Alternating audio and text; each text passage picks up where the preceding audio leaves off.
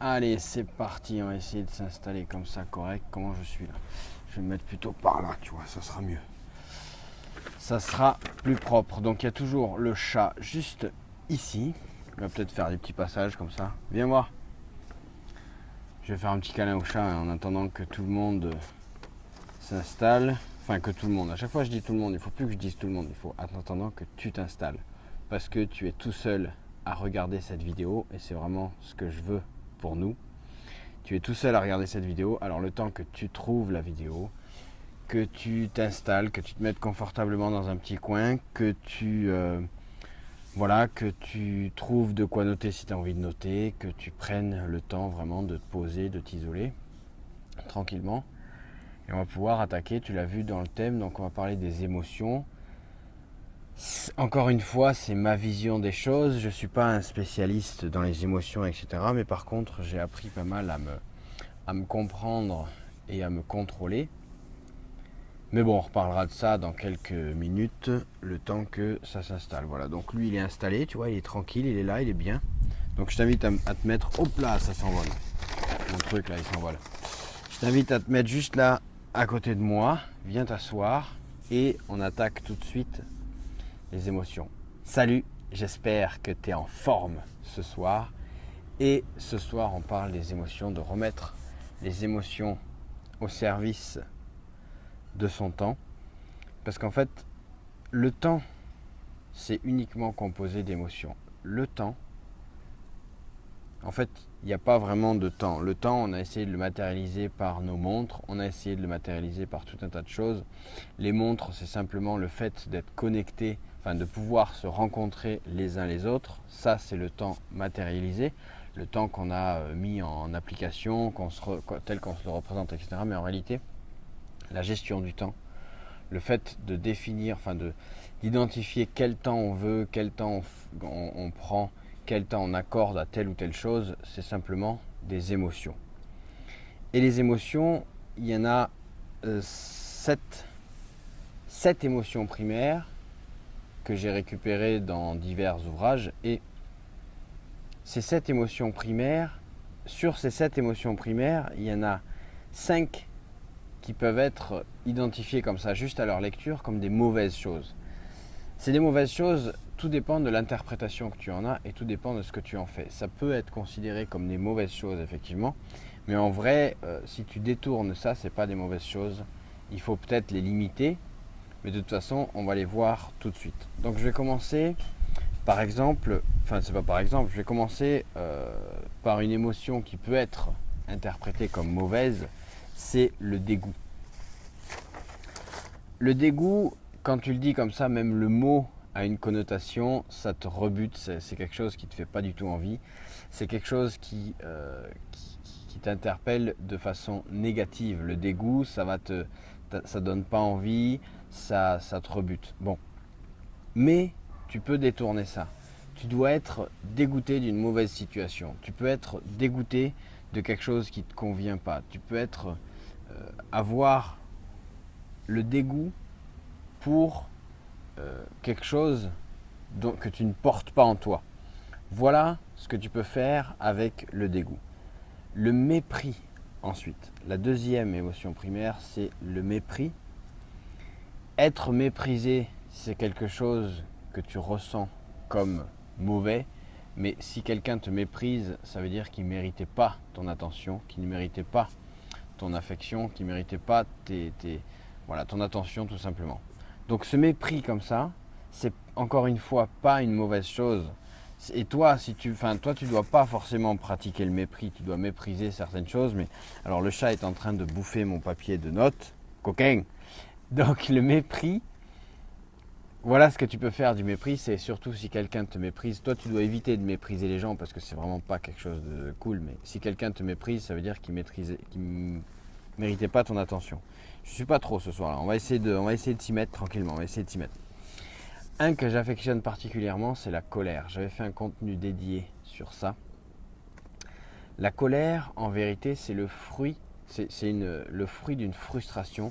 Et cette frustration est elle-même le fruit d'une histoire que tu t'es racontée et qui ne correspond pas à l'histoire que l'autre s'est racontée. Si quelqu'un ou une situation te met en colère, c'est parce que ça ne correspond pas avec ton histoire. Donc il suffit simplement que tu évites de te raconter trop d'histoires et que tu acceptes exactement comme ça arrive et que tu essayes juste de contrebalancer les faits quand ils arrivent pour ne plus être en colère.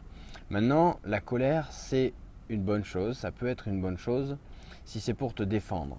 Si tu tombes en colère, dans une colère maîtrisée, pour te défendre dans une situation précise, pour te défendre, pour défendre tes intérêts, pour défendre ta famille, pour défendre tes proches, tu peux te mettre en colère, mais il faut que ce soit une colère, une bonne colère et une colère bien maîtrisée. Et dans ce cas-là, ça va être une bonne. Maintenant, si ça part dans tous les sens et que c'est juste pour être énervé, c'est pas bon du tout. Il faut que tu apprennes à contrôler ça. Je suis moi-même, de par ma descendance, mais je mets pas ça du tout en cause. C'est aussi de moi que ça vient. J'étais du moins assez colérique. J'ai beaucoup travaillé. J'essaye de travailler encore maintenant. Ça m'arrive parfois de sortir de mes gonds, mais j'essaye vraiment de travailler là-dessus. Je me concentre. C'est un gros focus pour moi de travailler sur ne plus me mettre en colère. La tristesse, je pourrais pas très bien en parler parce que ça m'est arrivé d'être triste, mais on dit souvent que j'ai un cœur de pierre parfois parce que j'ai une capacité d'absorption de la tristesse. Bon, ça c'est autre chose, mais la tristesse, pour moi, pour le détourner en une bonne chose, c'est que quand tu es triste de perdre quelqu'un, forcément de perdre une situation, quelque chose comme ça, là oui. Mais maintenant la tristesse limite dépression, ça c'est pas bon et il faut vraiment l'identifier. La tristesse, ça va être intéressant quand tu vas devoir faire face à une situation précise et surtout il va falloir que ce soit maîtrisé dans le temps. C'est-à-dire tu peux être triste pendant un certain temps, encore une fois on parle de temps, mais pendant quelques heures, quelques minutes, quelques jours en fonction de la situation, et encore quelques jours ça commence à être beaucoup. Mais la tristesse, c'est simplement l'interprétation que tu as d'une situation donnée. Donc dans une situation donnée, ce n'est pas forcément obligatoire d'être triste. C'est à toi d'interpréter ce que tu veux. On passe maintenant à la peur et il restera ensuite uniquement les deux bonnes émotions, enfin les deux émotions qui sont connotées comme des bonnes émotions. La peur, c'est finalement une bonne chose. Avoir peur, c'est une bonne chose. Avoir peur, une peur constructive, une peur qui te met le doute. Et en général, et c'est même pas en général, c'est tout le temps, derrière les peurs, il y a toujours quelque chose de mieux. Il y a toujours, après la peur, il y a toujours son lot de plaisir, son lot de surprise, de joie et de toutes les autres émotions. Derrière la peur, alors le chat, je vais essayer de continuer avec ma feuille entière quand même. Derrière la peur, il y a vraiment que des bonnes choses. Après, essaye de te rappeler la dernière fois que tu as eu peur, qu'est-ce qui s'est passé ensuite. La dernière fois que tu as eu que tu as ressenti de la peur, qu'est-ce qui s'est passé ensuite? Je sais pas, tu as eu la peur d'aller aborder quelqu'un, tu as eu la peur de sauter dans le vide, tu as eu la peur de passer à l'action sur une situation bien précise. Voilà toutes ces choses que tu as la possibilité de faire après la peur en passant au-delà de ta peur. Mais la peur, c'est une bonne chose. Il faut rechercher, quand tu as peur, il faut chercher à dépasser cette peur-là et ça te fera vraiment avancer. Maintenant, par rapport à la gestion du temps et aux deux émotions qui restent, la joie et la surprise. La joie, ça doit être au quotidien, ça doit être tout le temps, ça doit être chaque minute. Tu dois te concentrer sur être joyeux.